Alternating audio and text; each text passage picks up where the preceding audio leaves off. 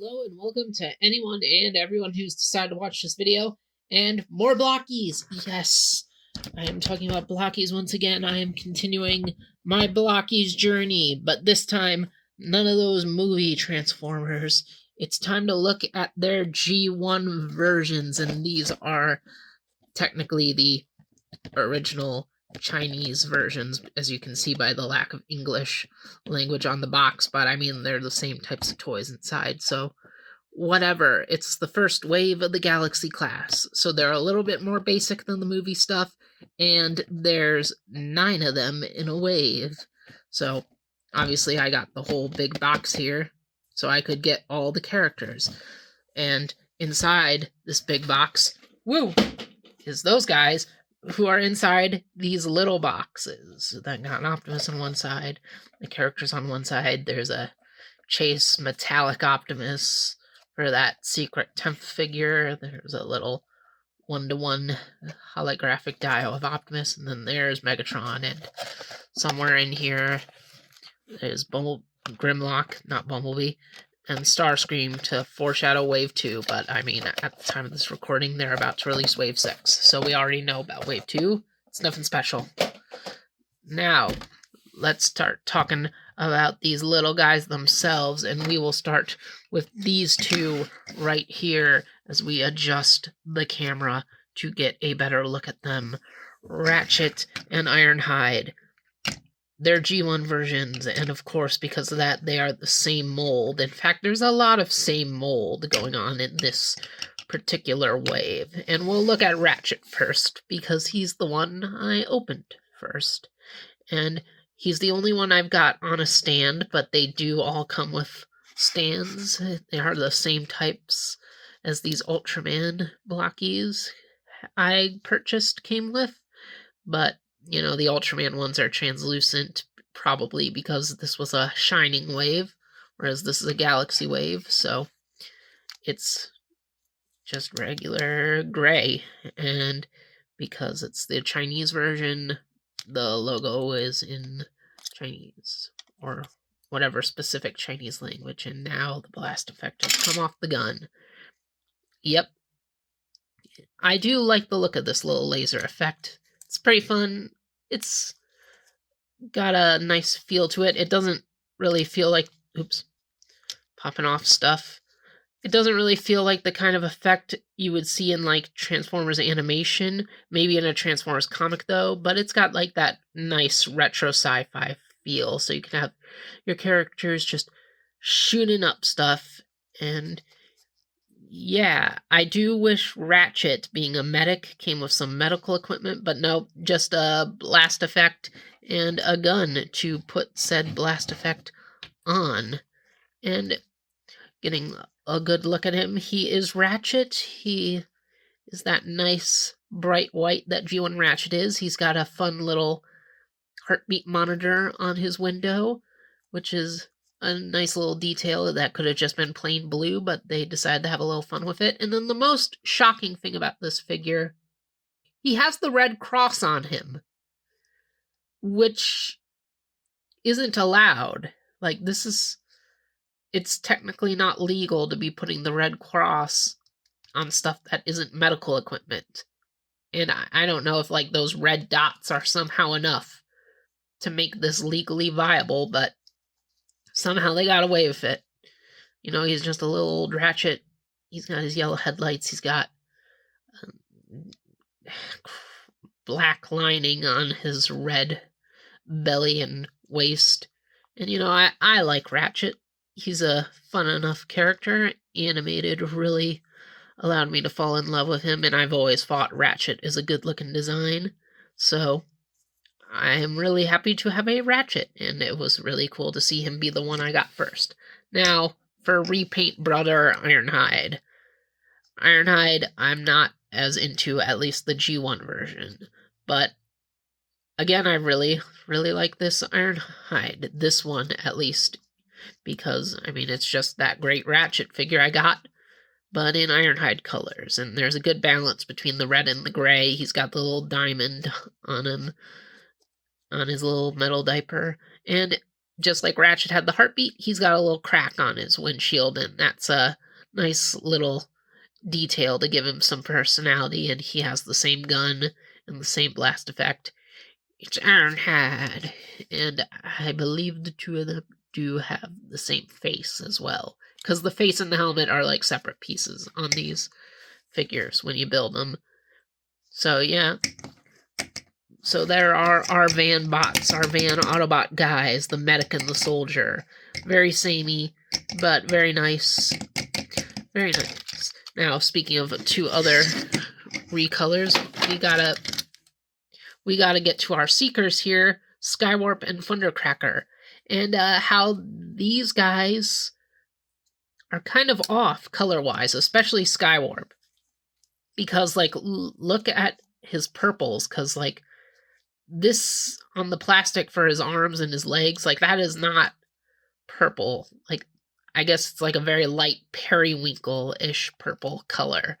And the purple there behind the cockpit is kind of a regular Skywarpy purple, but, like, this is almost bluish, and the stripes on his wings are super blue. Like, that's just not purple.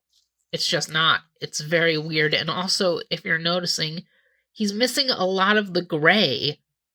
Like, these torso pieces around the cockpit are supposed to be gray. His shoulders are supposed to be gray. He's missing a lot of color. He's a very, very black Skywarp. And it is kind of odd when looking at him. Like, he is still fun to play with. He's the same basic structure that all these blocky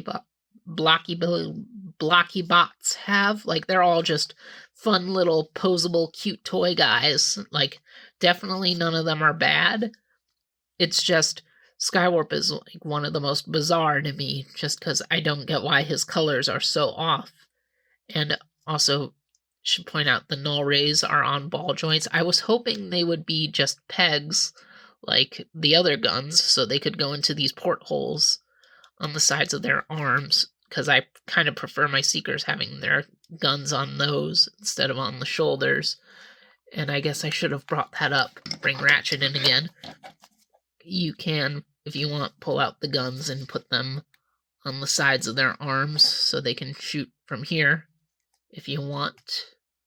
That's just a little extra feature they put in there. But yeah, it's a good looking Seeker mold. It's actually a really nice take on the G1 Seeker robot. It's just, this is a very bizarre Skywarp. Like, I don't get why he's colored this way. Now, if we get to Thundercracker here, my boy, my favorite Seeker. He's also off, but not as much as Skywarp. The biggest thing is, why are his thighs gray? They are supposed to also be blue. And I believe this part here is supposed to also be blue. And maybe his null rays. I'd have to go watch some G1 episodes again. It has admittedly been a little while, but I do know his thighs are definitely supposed to be blue. He's not as off as Skywarp is, color-wise, but he does have a few small mistakes, and it is a bit surprising to see. But, you know, he's here. He's Thundercracker. He is my guy, my favorite of the Seekers, and yes, again, they have the same face, where they got like a little seam there, like a little raised piece coming out of their eyes that almost gives like, almost makes it look like there's a little spike coming out of their eyes. It does give them a bit of that sinister Decepticon bad guy feel. And, you know, they're an okay build. Their wings do sometimes get in the way of their arms, but, you know, that's fine. That's fine. They're cheap little playable toys, so I don't care too much, but it is worth addressing. And it's cool that we got Skywarp and Thundercracker before Starscream. It's cool to see the Screamer having to be the one who waits. And also, these guys do come with optional fisted hands, because every one of these characters comes with both fist and splayed out hands. I just like the splayed out hands more on the Seekers, but just to show that they do. Here's a Skywarp Fist holding one of those faction symbol popsicles that these guys also come with for some reason. I mean every single one of these characters comes with those. Seriously. But yeah, Seeker Boys, pretty fun, pretty cute. I do think Thundercracker is better than Skywarp, just because I don't get why Skywarp's colors are so weird. But, you know, they're alright. They may be my actual least favorites of the set, but they're still pretty good. So, now we gotta look at the Datsuns, our Datsuns for the wave. Basically the Autobot Seekers, even though that's not really the canon, but I know fans like to refer to them that way. And we will start with Blue Streak, my guy, one of the most nothing characters in G1, like most of the G1 characters are. But I do love Blue Streak, mostly just because he's really cool looking. But also, he's got that awesome backstory that they never use about him being the sole survivor of the original Decepticon attack, and how all of his jokes and quick wit are just him trying to suppress the pain. And it's like, why do we never get any fiction about that? Why? It's like, cool backstory and cool looks. What's not to love about this dude? So, one of the big sells that made me want to eventually get into Blokees, which I now have, was the fact that they did Blue Streak in Wave 1. Because, like, a third-party licensor like this was probably never going to do Blue Streak, yet here he is. Here he is. Here's my guy. And I really like him. The biggest thing is the way the bottom legs look on these guys. It's very not the traditional Datsun foot. It still has the window painted on to it. Well, I guess that's technically not paint. I don't really know what that type of decal is on these guys. But, like, it doesn't look bad. It's just you kind of notice if you know your Datsun characters as well as most Transformers fans do. But, you know, he is still a nice looking Blue Streak. He's got all the silvers and reds and dark grays. He's got everything I like about him from a visual standpoint. He's really, really cool looking. And he does have some unique parts with the whole car chest hood, the traditional Autobot design. And he's got the ball-jointed shoulders to give him his missile launchers, which you can point any which way. And he's got the door wings, which are separate pieces. You can take them off, and they can be hinged because it's just a peg inside a slot. So if you want to position them downward and maybe get some like emotion out of them for like doing photography or something, and there's a little detail of the car roof on the back, which is a nice little touch that they did not have to do, but I'm glad they included that. And oh, it says his name back there. I didn't even notice that detail yet, but yeah, that one's pretty cool too. Blue Streak, I love him. He's my boy. Now we gotta talk about his recolor over there. That, of course, being good old Prowl over here, the second in command of the Autobots, although if you only watch the cartoon, you're never going to realize that, because the cartoon writers think it's that guy over there, usually, even though he's actually number 3 on the ladder, but Prowl is number 2. He is the second hand in the G1 continuity, and yeah, he is also, of course, looking really nice. He's got a lot of extra printing from Blue Streak, actually, if we look at his belly and his waist, and his windows on the feet, which are actually basically the same as Blue Streak's, but like they've been filled in more. Like you can see more of what's going on in there compared to Blue Streak, and they also put the Highway Patrol lettering on there, so you gotta put them on the correct way, unlike a lot of these other characters where you can just put them on whichever leg you want. You gotta do it right, or you can have it say Patrol Highway if you want, but I don't think that would be right. And as we can see, he's got the Autobot symbol on his hood as well, and the headlights. He's also got some dots on his shoulders, like Ratchet, for some reason, around his generic police badge. I don't know why he needs dots. I mean, if they can get Ratchet past copyright, fine, but I don't get why Prowl needs it for... I don't think there's a real police force that uses that logo, but whatever. And yeah, he's got the same gun. It's been the same gun for all the Autobots so far. Datsuns are vans, and the same missiles, the same doors with the police printing on the side. Same face, same crest on there, on the helmet. Yeah, it's the same toy as Blue Streak, it's just got the Prowl colors. And if you like Prowl, you're gonna like it. There's his light bar there on the back. And yeah, it's a good looking G1 Prowl, ready to flip some tables. Here, you see? Prowl, don't embarrass yourself. Flip the table. There you go, Prowl. Good Prowl. Good boy. And normally, I would say that we're done with the Datsuns because there's no smokescreen, in this wave at least. But Jazz! Yeah, Jazz. Obviously, Jazz is not a Datsun. He's a Porsche, if you know your G1 cars, but look at how similar he is mold-wise to our Datsun boys. And I've always noticed how similar Jazz is to them, especially in the G1 toys, because the toy for Jazz had the door wings. The animation, of course, got rid of it. But, like, there are so much parts reuse between these two. Like, this is the closest these two have been to being the same mold. In fact, I'm shocked Jazz and Prowl haven't ever been the same mold throughout Transformers history.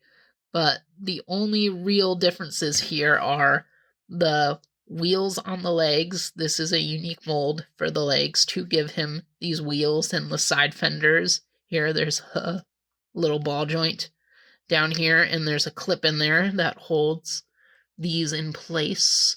So you just tuck in the wheel there, and boom. And for the ports for the missile launchers on those two, you got his wheels, so he can have wheel shoulders, and that's pretty fun. And he does have a unique head, and I seem to not be able to get his helmet down on his head as well as I can with the other characters. As you can see, there's a little bit of gray poking out between his visor and his helmet. Either that or my visor just isn't painted well. But yeah. And he's got the door wings, of course, because he's using that Proud torso.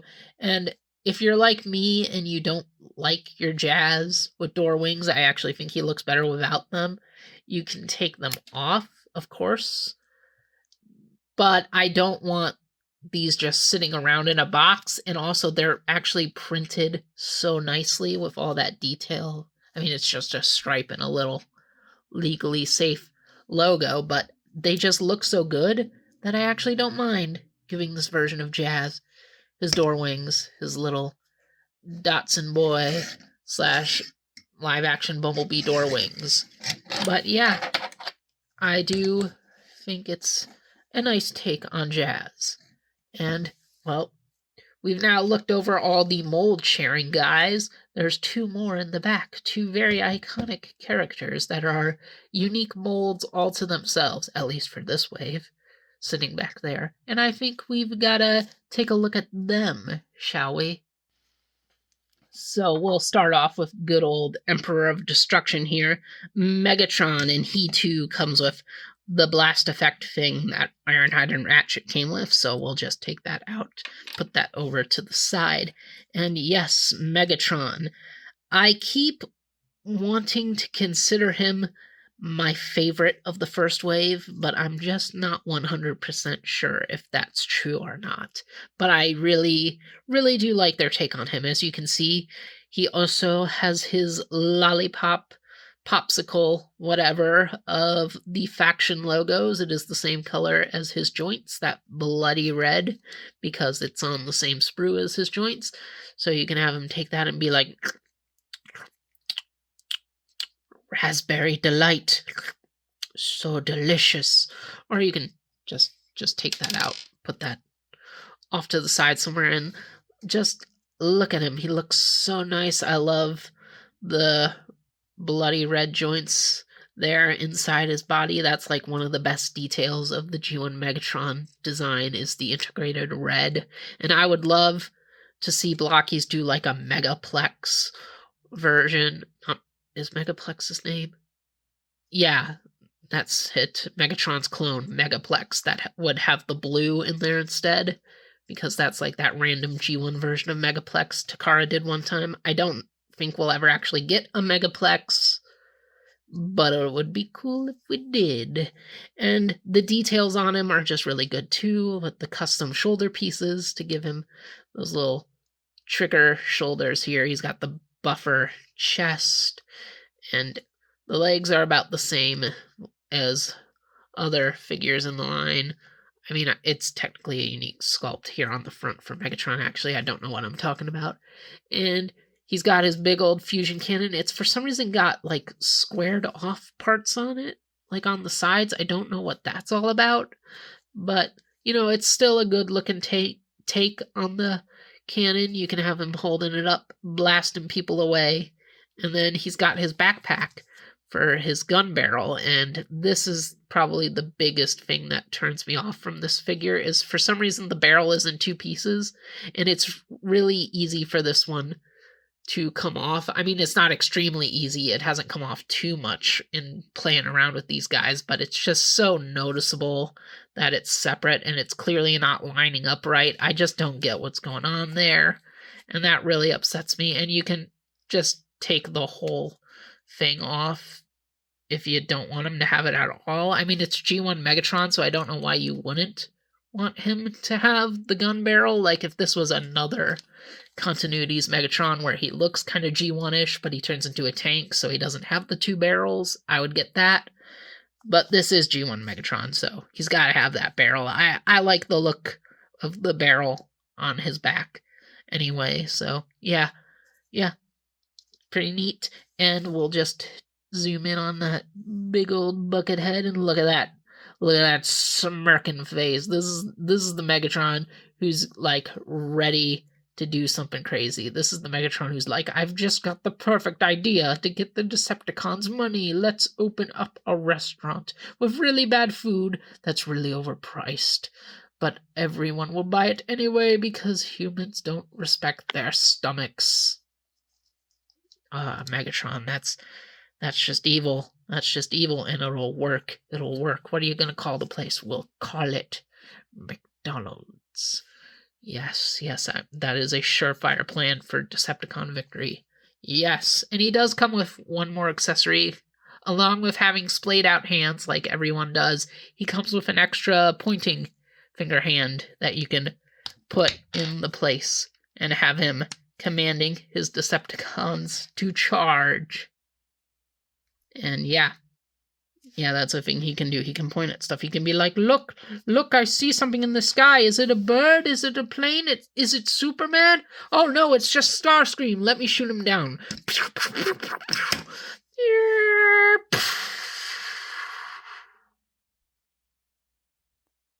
Yeah, so that's Megatron. Whoa, popped his whole arm off there. Nice little cute Megatron. Honestly, probably my favorite of the wave still, even with my complaints. If not him, then Blue Streak, but probably him. So we'll just scoot him to the back and take a look at his rival here, the one, the only Optimus Prime, and a very nice Optimus Prime. This kind of reminds me in some ways of Dreamwave Optimus, and in some ways of like the original Masterpiece. Something about the way he's sculpted, the way he's shaped, with the way his waist sinks in from his window pecs, and his colors and his details. Just those are the two versions of G1 Prime this particular mold makes me think of. I don't know why. Well, I mean, I kind of just said why, I guess. But those are the ones he really gives me the vibes of. And he's a nice Optimus mold. He's got all the Optimus details. He's got the gray truck parts on the legs. He's got the venting. He's got the chest. He's got everything your Optimus needs. This is a separate piece for some reason. His little back back piece. Oh, ooh, that's hard to get off. It's also a separate piece, so you can take that off. And yeah, he's got his ion blaster, so he can go shooty, shooty, shooty, shooty. This also can use the blast effects if you need it to. But, he's got the ion. He can, ion blaster. What's it do? It shoots ions. It's got a little scope on it. It's honestly kind of a weird looking version of the thing, too, with this giant pipe at the front of it for holding those blast effects. But, it's a gun. It can do things. He's also got the pointing finger hand that Megatron has. So he can be like, look, look, look.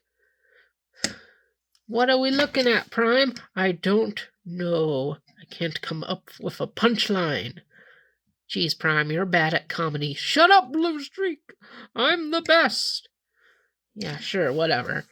And he can do that. And of course, what Optimus would not be complete without that axe he only used in one episode? And it's an interesting sculpt for the axe. It's got tech details in it, like a Worf Cybertron axe, and it has a little Autobot symbol in there. And you can just pop off a hand and put it in its place. There's also, for some reason, a big hollow spot in the spear of it. I don't know why. I almost thought you could put that on the ball joint for the heads, but no. No, you cannot. I don't know why you would want to do that if that could work, but it doesn't, so doesn't really matter.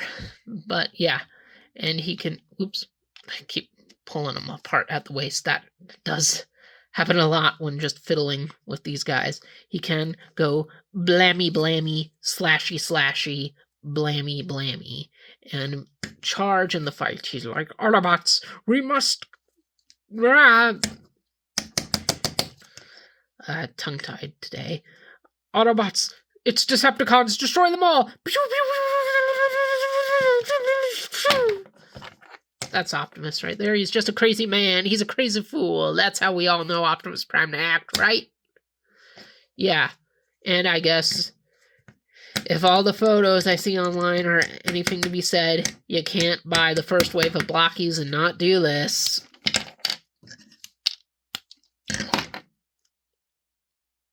Oh, look at that. It's Skybound Optimus Prime. He's got Megatron's arm. Look out, Rumble. He's gonna... Rumble. Look out, Reflector. He's gonna murder you instantly because we don't need characters in our book. Our book is badly written. That's what I do. Like the visual of Optimus with Megatron's arm, and it is pretty cool that we can recreate it with these toys. You know what we can also recreate? We can make Megatron have Optimus's arm, huh? Anybody ever want to do that? Anybody ever think of that? No? Well, now you got Megatron with an Energon axe.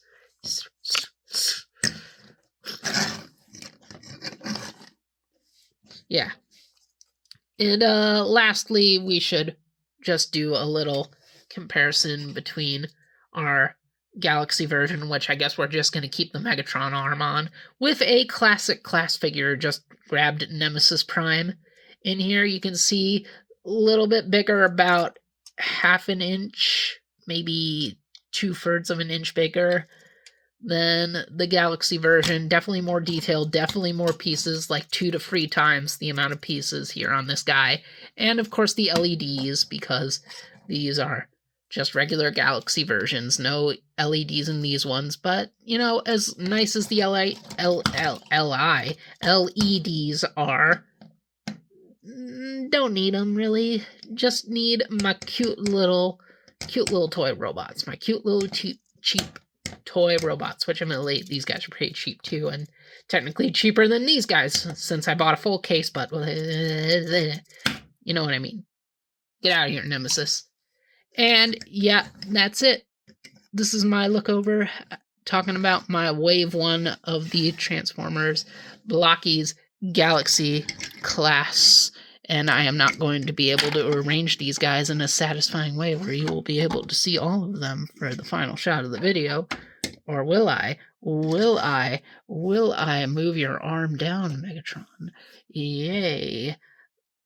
Move yours down too, Optimus, so we can look at Thundercracker better. Yay. So, that's about it. I have definitely been rambling on for far too long. So, thank you all for watching, and see you guys around. Hey y'all, it's your Rad Man Blaster here to let you know that this channel is where you want to go for some cool vids. You dig? And if you do, then you should subscribe so you can know the latest going on. Catch you on the flip side.